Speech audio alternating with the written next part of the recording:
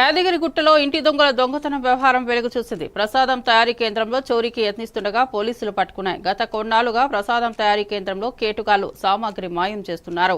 మంగళవారం అర్ధరాత్రి 10 బస్తాల చింతపండును అవుట్ సోర్సింగ్ ఉద్యోగులు దొంగతనంగా తీసుకెళ్లే క్రమంలో పోలీసులకు దొరికిపోయారు. ఆభరణాల విషయంలో కూడా జాగ్రత్త వ్యవహరించాలని, నెయ్యి, జీడిపప్పు, నూనె కూడా కాజేస్తున్నారని భక్తులు వాపోయారు.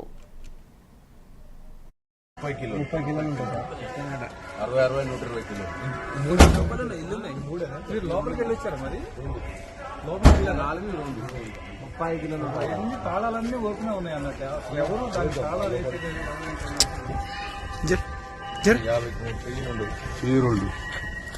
అంటే 150 కిలోలు మొత్తం. అంతే కదా సార్? 18 ఐదే కదా సార్? దాని రూపాయి 4 ఉన్నాయి. ఈ 2 180 కిలోలు.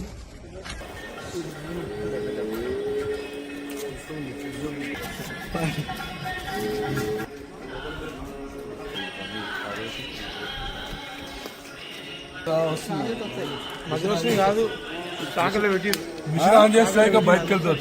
శాఖలో బ్లైక్ పోతుంది. స్టాక్ కారణం 6 ఉన్నాయి, ఈ 3 మధ్యన గుమ్మొచ్చు అంటున్నారు. స్టాక్ ఆపి ఇంకేమేమి ఉన్నాయి అలా స్టార్ట్ చేసి లిఫ్ట్ లెక్కనే